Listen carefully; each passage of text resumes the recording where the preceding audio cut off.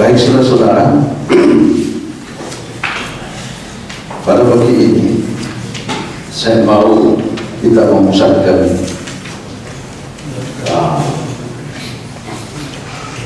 bagaimana kita selalu diminta Tuhan untuk berbuat semaksimal mungkin dalam pekerjaannya. Terpusat pada Mazmur 90 ayat 12 dan Lukas 14 ayat 28. Ajarlah kami menghitung hari-hari kami sedemikian hingga kami beroleh hati yang bijaksana. Ini sebenarnya ayat ini ditulis Raja Daud, tetapi Raja Daud mengutip dari tulisan Nabi Musa. Ini sebenarnya tulisan Nabi Musa ayat ini. Kenapa? Karena Nabi Musa setelah dia memimpin bangsa Israel mau tiba ke tanah Kanaan, dia pikir-pikirkan 40 tahun dia belajar di perguruan tinggi Mesir dan di istana kerajaan. Setelah itu 40 tahun dia harus belajar kerendahan hati menjadi gembala. Setelah dia merasa tidak mampu, bergantung penuh dia kepada Tuhan, Tuhan panggil dia kembali untuk memimpin satu perjalanan yang berat, memimpin bangsa Israel dari tanah Mesir ke tanah Kanaan. Jadi dia katakan, ajarlah kami Tuhan hitung dari kami. Dan dia merasa puas oleh karena kesempatan yang diberikan Tuhan kepadanya, dia buat semuanya. Periode tersebut sangat bermanfaat kepada dirinya, terlebih juga kepada bangsa Israel. Karena dia sebenarnya sudah punya kesempatan jadi Firaun, tetapi karena dia dekat selalu belajar kepada Tuhan, dia rela juga menjadi gembala kepada belantara. Namun demikian dia tahu bahwa berjalan dengan Tuhan itu selalu indah. Itu sebabnya Nyonya White katakan, walaupun kamu berjalan di padang pasir, di lembah, naik gunung, kalau itu jalan Tuhan, janganlah. Karena jalan Tuhan itu selalu berjalan dengan indah. Lukas 14 ayat 8. Sebab siapakah di antara kamu yang kalau mau mendirikan sebuah menara, tidak dahulu membuat anggaran biayanya, kalau cukup uangnya untuk menyelesaikan pekerjaannya. Jadi ini menyuruh kita untuk selalu berpikir, mengadakan rencana,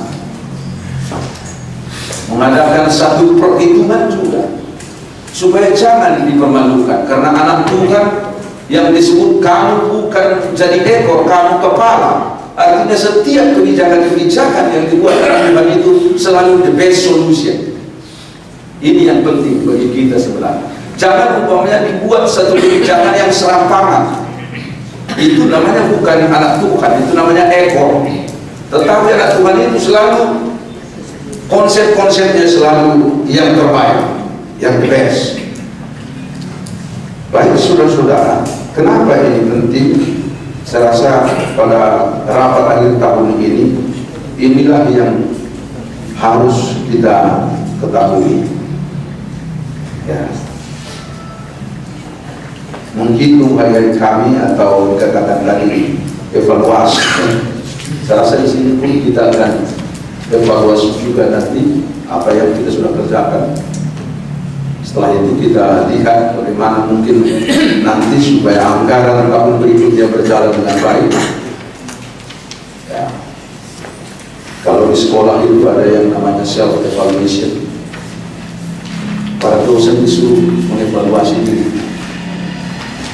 Setelah itu mahasiswa mengevaluasi dosen. Setelah itu rektorat mengevaluasi dosen. Jadi 3 dimensi. Mahasiswa mengevaluasi dosen. Tidak peduli dia apa di situ PhD, atau hanya S1. Pernah saya dapati waktu saya PR1 yang PhD nilai mengajarnya rendah sekali, tetapi yang S1 masih sebenarnya yang disebut asisten dosen masih barangkali levelnya masih level Ahmadiyah, belum profesor, tetapi ratingnya mahasiswa buat ini yang mengajar lebih bagus. Jadi akibatnya dipanggil ini dosen oleh PR1. Kenapa? Apa saudara kurang persiapan dan mengajar? Karena mahasiswa sekarang ini tidak suka dia kalau dosen itu, mungkin karena sudah PhD kan sudah di luar kepala ini semua ini, jadi dia nggak terlalu banyak persiapan, akhirnya mungkin ngecap di sana. Kalau ngecap saja di situ dosen itu mahasiswa suka. Apalagi kalau ngomongin satu buku zaman sekarang ini, dia buat satu topik dia sudah baca dari internet dan buku-buku yang lain yang banyak waktunya. Jadi kalau dosennya tidak punya persiapan, tapi biasanya kalau dosen muda, dia takut, dia dipermalukan. Oleh sebab itu setiap topik ini dia pelajari sedalam-dalamnya, sehingga pada waktu presentasi mengajar apa saja pertanyaan mahasiswa, dia masih segar. Ya, jadi saya masih mengingat, saya katakan sudah ganti saja bukunya, karena ini 20th century saja terus menerus ini yang buku accounting merah elementary sejak tahun 75 itu saja yang dipelajar dan diajari. Saya bilang ada buku kalau banyak yang keberatan, kenapa dengan semuanya accounting cycle di sini begini. Saya katakan bukan begitu, supaya kita belajar semua. Kalau diganti bukunya pasti dia belajar. Itu strategi dari PR1 supaya semua belajar. Sebenarnya itu juga, tapi sekurang-kurangnya mengupdate dia punya pengetahuannya. Apa yang saya maksud di situ, kita ini memang juga berdiri dalam pengetahuan. Kita harus evaluasi, self evaluation. Anggota mengevaluasi kita, oke saja, jangan terus marah kalau dievaluasi kita. Itu tandanya cinta dia sama kita. Seperti istri yang selalu mengevaluasi suaminya dan diperhatikan. Bagus. Kita kan perhatian. Coba kalau umpamanya bagaimana fondasinya sudah bengkok pun di situ, biasa itu katakan kita repot juga kita. Jadi kita selalu senang, ya. Buatlah itu semua menjadi hal-hal yang positif, sehingga orang yang selalu mengevaluasi diri itu dia katakan memang mereka itu akan bijak. But as leaders, do you know where you are going? Sebagai pemimpin di gereja, saudara harus tahu kemana Anda pergi. Sedang di mana Anda, di sini, dan kemana Anda pergi. Nah, ini dari Pearson dulu, dari bukunya leadership. If you do, how are you getting there? Kalau saudara punya tujuan, bagaimana saudara untuk bisa mencapai ke sana? Does everyone know where you are going? Apakah semua orang tahu kemana Anda pergi, tujuan apa yang Anda buat? Do your followers know what you are trying to accomplish? Apakah engkau tahu bahwa semua umat atau pengikutmu di situ umat sudah tentu mengetahui apa yang sebenarnya Anda mau kerjakan dan mau selesaikan. Karena kita sebagai pemimpin gembala harus tahu anggota kita apa sebenarnya rencana pendeta ini di jemaat ini. Itu kan sudah jelas arahnya, sehingga dengan demikian mereka pun bergerak. Do your followers know what are expected of them? Apa engkau mengetahui bahwa anggota itu apa harapannya kepada kita sebagai gembala? Kenapa sering terjadi saudara-saudara permasalahan terjadi di jemaat-jemaat? Karena ada harapan anggota kepada kita. Ternyata tadinya ya taruh kalau harapannya 100% 10 item. Sekurang-kurangnya kalau 8 item dipenuhi, biasanya anggota itu pun katakan, setelah dunia ini kan di surga baru nanti sempurna. Kalau dapat 8, konten 8, bolehlah itu kan? Atau bahkan konten 6 pun barangkali dia masih maklum. Tapi kalau sudah kamera dia, ya semua orang tidak mau jelek. Lihat saja, itu sudah ilmu jiwa itu. Semua orang mau yang baik. Yang jelek sekali biar mau yang baik. Jadi semua orang bangga kepada yang baik, yang berhasil. Oleh sebab itu konsep ini harus kita selalu ingat. Sehingga dengan demikian apabila kita penuhi need daripada gereja, maka biasanya gereja itu dikatakan atau tenang. Apabila terjadi distorsi, maka gerejanya pun akan terjadi satu hal-hal yang gejolak-gejolak yang ada di sana. Baik, ini ada dari satu tulisan dari seorang ahli pengelolaan gereja, namanya Parma, Profesor Parma. Pengelolaan gereja yang baik harus dilandaskan pada firman dan urapan Tuhan. Jadi pengelolaan gereja harus selalu biblikal. Dengan kata lain, firman Tuhan berkata. Karena kalau firman Tuhan berkata, kata pendeta, kuasanya berlipat ganda. Jangan selalu setiap pembicaraan, setiap pemikiran tidak berlandaskan firman Tuhan. Nah, ini akan terjadi masalah. Namun demikian manusia juga mempunyai peranan di dalam hal ini. Para pengelola gereja perlu membuat suatu landasan kerja manajerial secara garis besar. Harus ada rencana induk atau strategi planning kita berupa pola pikir makro pengelolaan gereja, sehingga semua aktivitas manajemen dapat selalu diorientasikan pada pola pikir tersebut. Adapun semua kegiatan dilakukan oleh seluruh unsur yang ada di dalamnya, itu majelis bersama-sama dengan seluruh warga jemaat. Kebutuhan akan berbagai macam sumber daya. Gereja membutuhkan SDM yang baik. Itu sebabnya saudara-saudara, dimanapun, ya, apakah di perusahaan, selalu diadakan ada training program, ada upgrading program, supaya pola berpikir akan selalu diupdate.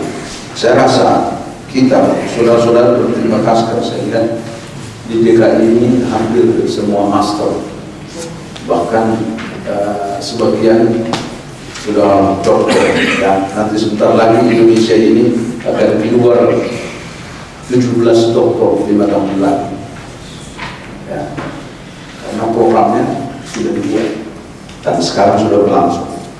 Kenapa ini? Ini bukan untuk gagah-gagahan, karena biasanya orang kalau menjiwai itu pengetahuan, seharusnya dia semakin tunduk. Seperti apa bilang? Padi yang berisi biasanya kayak begitu. Dan semakin banyak orang belajar, semakin tahu dia kekurangan. Tapi memang ada satu problem sosial di timur, kalau di budaya Amerika dan Eropa, gelar merupakan tanggung jawab.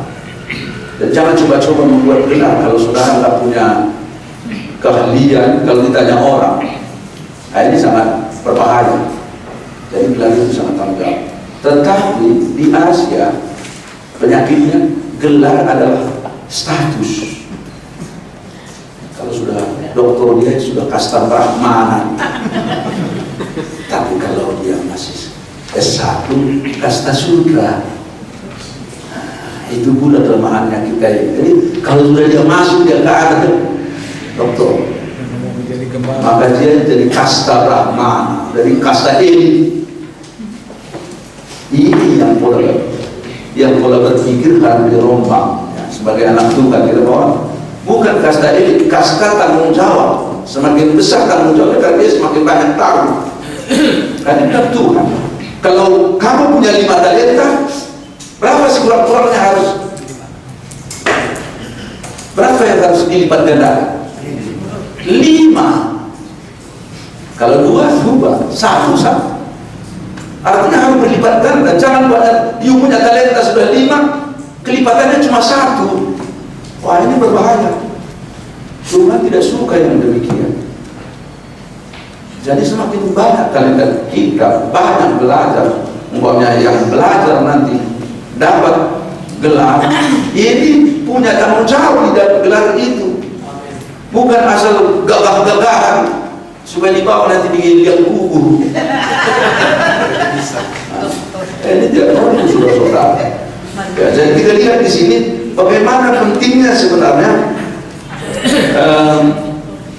SDM itu. Kita harus selalu belajar sehingga ya. Jadi jangan juga berpikir ya, saya ingat satu daerah ada baru tamat dari dokter, terus di dalam rapat dia suka taruh dia dulu ke sudut paling ujung, padahal dia sudah dia grading untuk dapat doktor ya. Kata saya, kenapa? Supaya diuji dulu dia biar diuji dulu dia apa dia bisa lakukan itu. Anggotanya cuma 2, selanjutnya.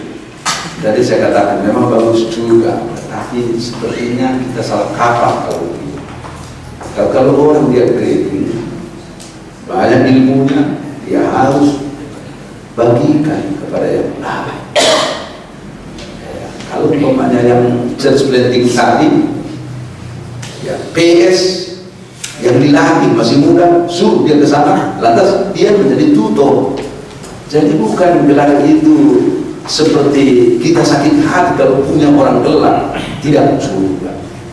Karena dengan demikian kita akan lihat, wah ini tanggung jawab besar ini. Begitu pola berpikir. Jadi banyak unsur dokter nanti semua di DKI ini bagus, tapi jangan jadi gagah-gagahan.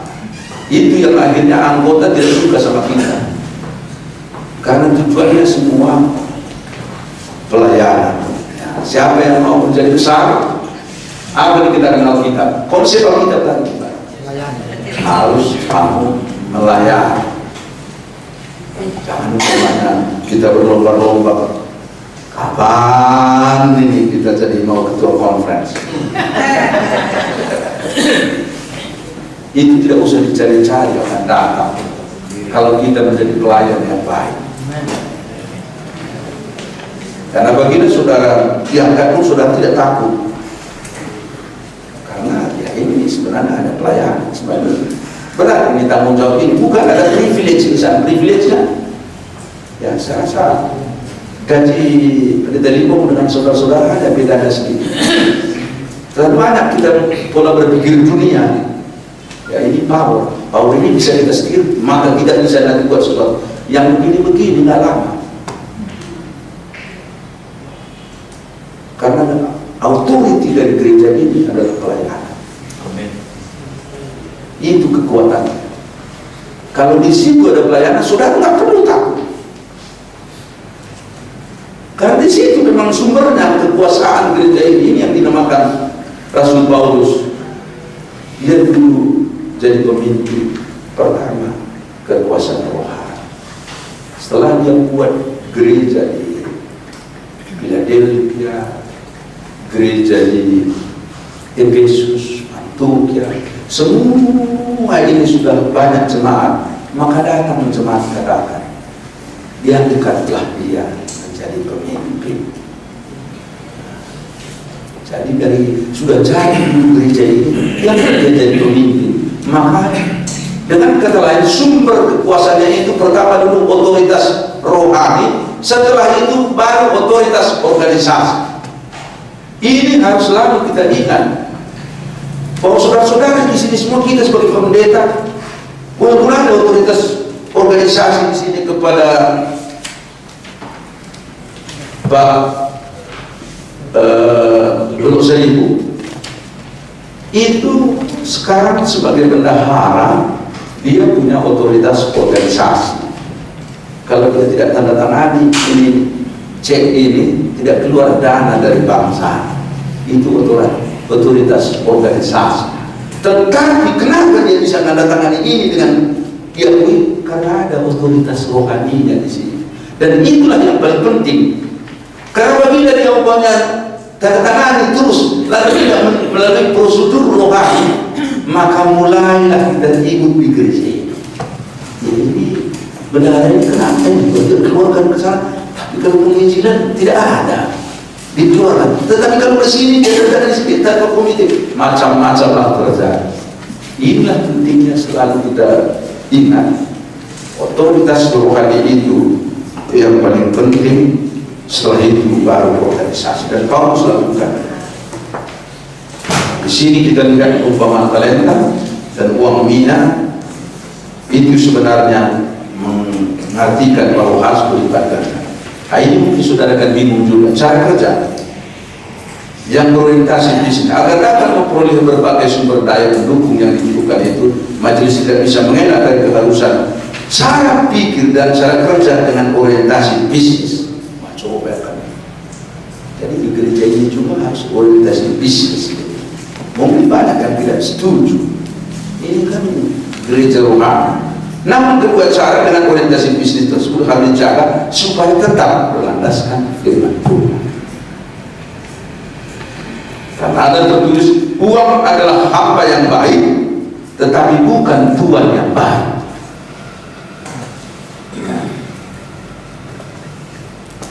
Jadi uang ini apa yang baik dia bisa layani. Tapi kalau itu kita bergerak karena uang, itu sudah jadi tuan ini ya. Dia tuan yang paling jahat. Sekarang pertanyaan kepada kita. Ya, kemarin kami dari Sumatera Tengah di Pekanbaru. Ya. Waktu buat kaitan dari cuma officer dan departemen negara muncul satu pertanyaan ya, karena dibuat satu rekomendasi di sini. Sekurang-kurangnya departemen 12 kali mengadakan seminar workshop mulai 12 kali. Mulai hitung-hitungan ya, kan kita kan memang Alkitab juga mengajarkan acara itu menghitung dan mendirikan menara tadi terus langsung kalkulasinya mantap semua. Lantas konklusinya sedangkan dana hanya sekian, paling juga 50%. Kalau 12 kali itu hanya 6 kali atau 4 kali ada kesanggupan. Jadi bagaimana ini? Berpikir dan akhirnya ada dua pendapat. Satu, ya, mari kita kerjakan. Yang satu katakan, bagaimana bisa dikerjakan sedangkan mobil jarak jauh harus berangkat dari Pekanbaru ke Jambi umpamanya, sedangkan bensinnya di setengah perjalanan sudah berhenti, sudah stop. Ini logika. Jadi apa kita bisa terus? Akhirnya punya cerita. Saya katakan, mungkin kalau berpikir Alkitab tadi, saya katakan sebenarnya saudara-saudara, ini kalau berpikir Alkitab, iman. Di Pekanbaru ini, di Riau ini, minyak dari atas, minyak dari bawah. Sudah lihat itu? Saya baca itu surat kabar dan di sini bahwa semua guru-guru di Pekanbaru ini, di Riau ini 2 kali lipat gajinya dari provinsi yang lain. Karena ada minyak dari bawah. Uang banyak. Minyak dari atas itu kelapa sawit. Lihat saja saya bilang, pembangunan kami datang ke sini, ini airportnya sudah seperti international airport. Ini kenapa kita ini sangat negatif sekali semua? Ya, berpikir, karena uang itu sebenarnya bukan di daerah ini atau di Huni, nggak ada di situ uang. Uang itu dari jemaat itu muncul itu uang. Dari sana itu keluar, dari hulu airnya dari sana. Sekarang selalu kita pula berpikir ya di sana. Padahal hulu air itu sebenarnya di mana? Di jemaat. Kalau selalu pula berpikir kita layani jemaat itu dengan sebaik-baiknya, saya yakin ada itu hulu airnya. Tidak hanya perpuluhannya lebih setia, ada muncul yang lain-lain. Terus ada yang bereaksi, anggota ekskop. Terutama di mana? Saya pun masukkan. Dia bilang benar itu Pak Pendeta. Asal kami dilayani saja. Saya rasa sekali pendeta ini datang juga, kita kan orang rohani. Nggak mungkin seorang hamba Tuhan datang ke rumah dengan hamba tangan, sedangkan dia sudah beriman berkat kepada kita. Kalau kita punya rohani, pasti ada juga berkat jasmani kalau ada sama kita. Tuhan langsung bereaksi di situ anggota awam. Jadi apa yang saya maksud di situ? Sebenarnya pola berpikir ini selalu harus kita rombak. Saya pikir saudara-saudara di sini, puji Tuhan, oleh karena pertolongan dari TK ini bagus. Ini mungkin oleh karena pelayanan kita jelas. Tetapi ini akan lebih berkembang lagi apabila pola berpikir tadi jangan, karena ini gampang kita berorientasinya kepada dana. Padahal Tuhan katakan tadi memang kita harus lakukan dengan sebaik-baiknya.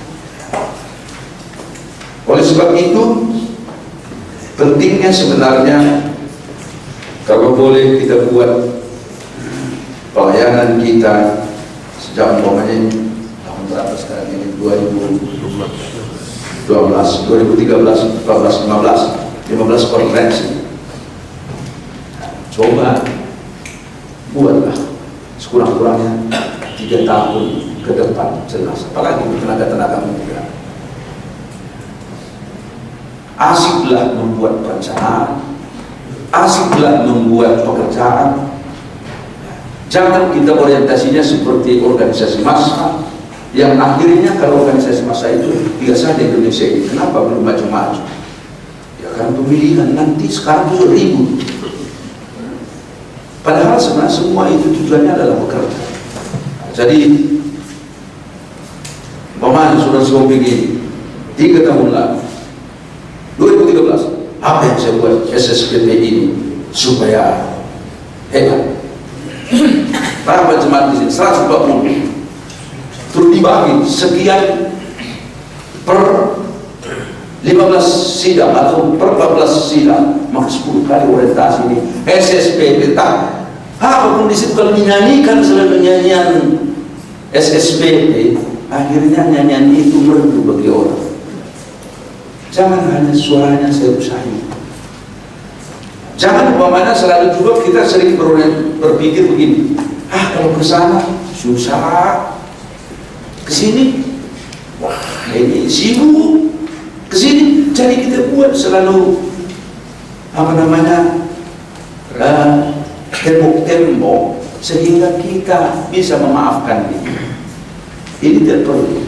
Pokoknya dicoba. Kalau pada 10 orang di situ, di dalam 10 orang itu saya dapat pengalaman yang baik, karena ini pekerjaan Tuhan.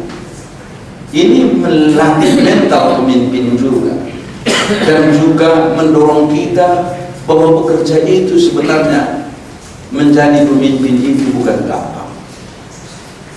Jadi jangan saudara punya kalau kita bikin penataran hanya sedikit orang, bagi saya tidak soal.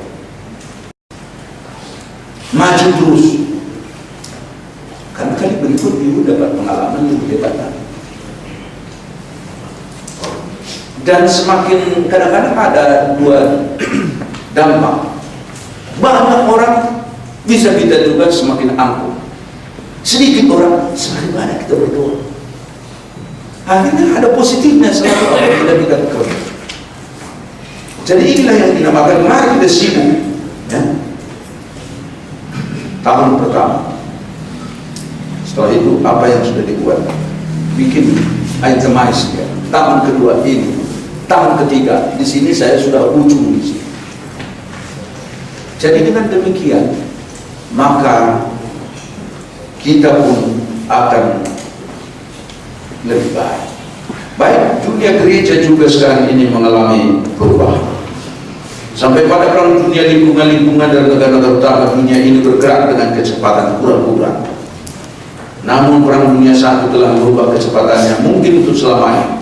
Pada saat ini rata-rata perubahan dalam lingkungan kita begitu cepat, radikal, tidak disangka-sangka dan tidak dapat dikontrol.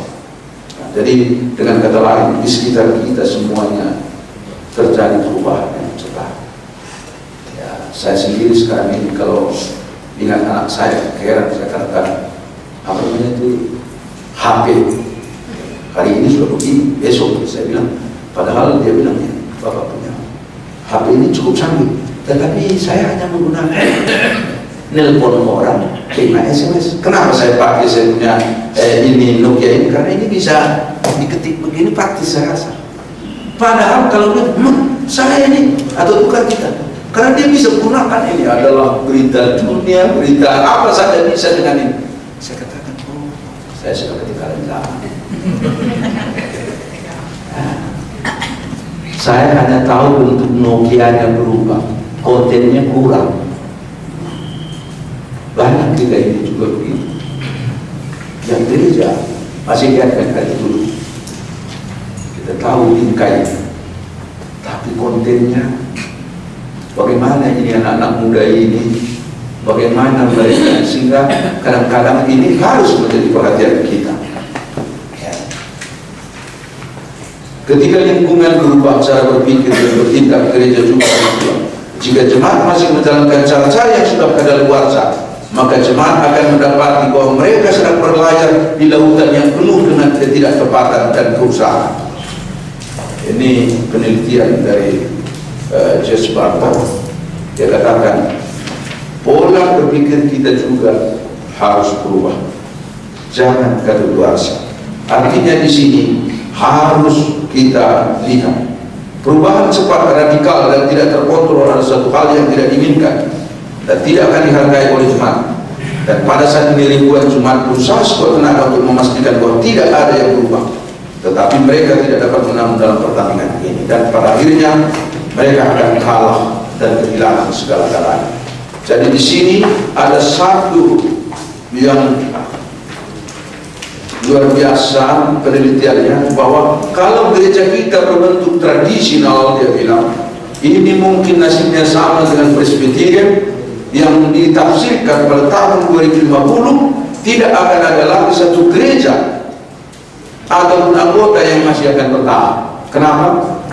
Semua sekarang ini gereja-gereja Presbyterian dan Metodis di Amerika diambil oleh anggotanya, diambil oleh karismatik. Orang tidak suka lagi berbakti di Presbyterian atau Metodis. Jadi banyak harus diberhentikan pendeta karena anggota berkurang.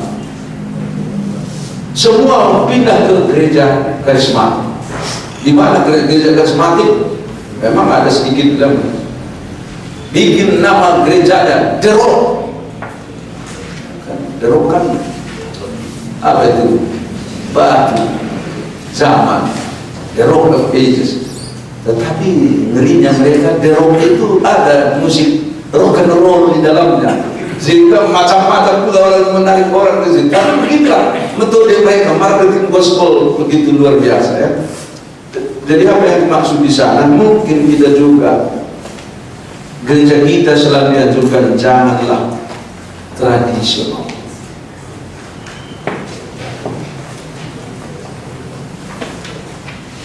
Kalau kamu sudah baca mission nggak didengar orang lagi, kenapa mesti baca mission terus menerus?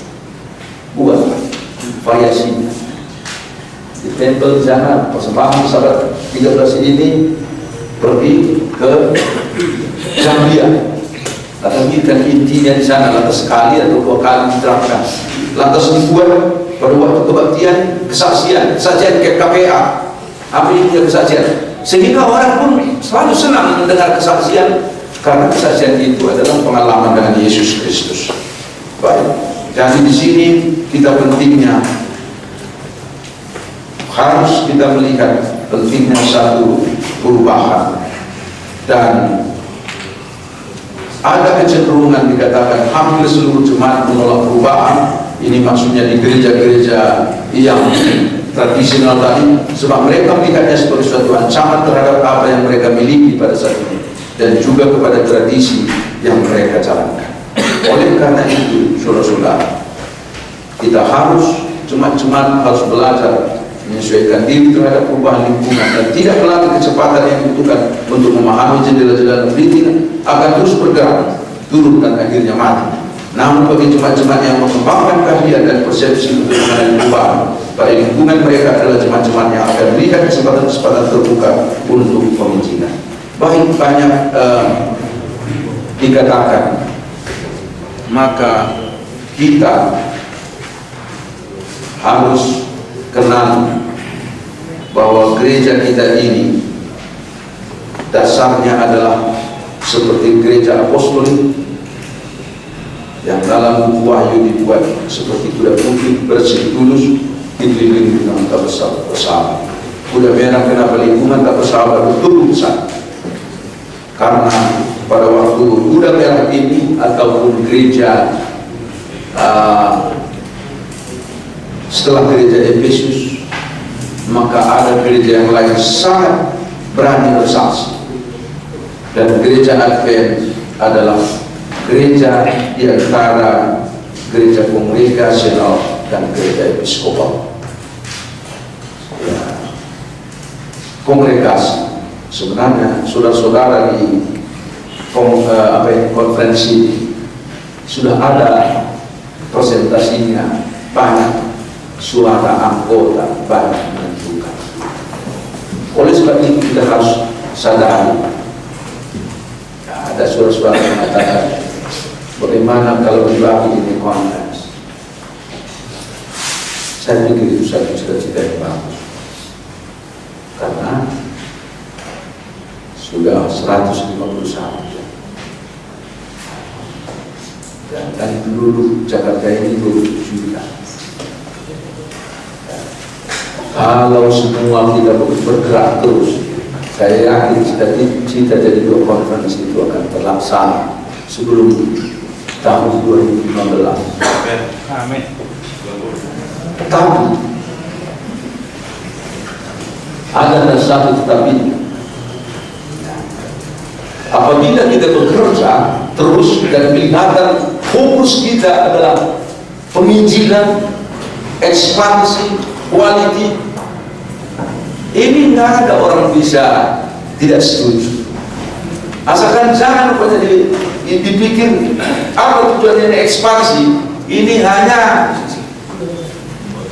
nambah pegawai lagi, nanti ada posisi, lantas ada lagi di sana officer, dan officernya ini kan dananya besar juga, akhirnya kalkulasinya dibuat orang dianalisis. Ini hanya mendapat biaya, ini bukan produktivitasnya. Tetapi kalau produktif, tujuan adalah produktivitas, maka saya rasa tidak ada yang bisa menahan. Oleh sebab itu, saya lihat waktu kita berkonferensi waktu lalu, puji Tuhan, saya lihat sudah dewasa kita semua. Saya selalu katakan ke divisi juga, sudah lihat konferensi kami di Indonesia sudah dewasa, berbincang, ada perbedaan, tetapi begitu sudah selesai konferensi, semua bergerak dengan cita-cita yang sama, dan tidak ada istilahnya ya ada konferensi begitu, tidak, baru 1 tahun konferensi, 1 tahun sudah 80, sudah mulai lagi gerakan-gerakan yang lain kalau kita tidak setuju dulu. Nah, ini belum dewasa. Tapi saya lihat di sini sudah bagus. Kita sekarang fokus ke pekerjaan. Oleh sebab itu ini perlu kita pertahankan. Dengan demikian konferensi DKI itu akan selalu menjadi contoh. Ya, dari sisi finansial, saudara luar biasa. Dari sisi penginjilan, ya nanti kita lihat masih ada perlu kita tingkatkan. Itu tidak apa-apa, karena para pendeta ini saya pikir ini harus dipompa. Ya, dan tenaga-tenaga di DKI ini masih muda-muda semua. Jadi sebenarnya saya ingat kalau masih muda-muda ini yang dinamakan mereka itu adalah kekurangan kelebihan energi. Ya, berbeda dengan yang seperti kita ini yang sudah tua, kalau sudah lewat jam 11 malam menginjil bisa sakit encok dia kan. Tapi kalau yang muda-muda ini tidak peduli, dia tetap maju terus. Dan itu adalah satu strength, ya? Strength daripada gereja ini. Baik, sebagai hal yang terakhir, Tuhan mengatakan tadi, ajarlah kami mengikuti hari. Mari kita evaluasi nanti sampai itu kita akan berbincang. Mari kita lihat objektivitas daripada misi dan DKI. Maka dengan demikian pertemuan kita akan selalu terfokus dan pekerjaan Tuhan pun maju di sini. Kiranya Tuhan berkati.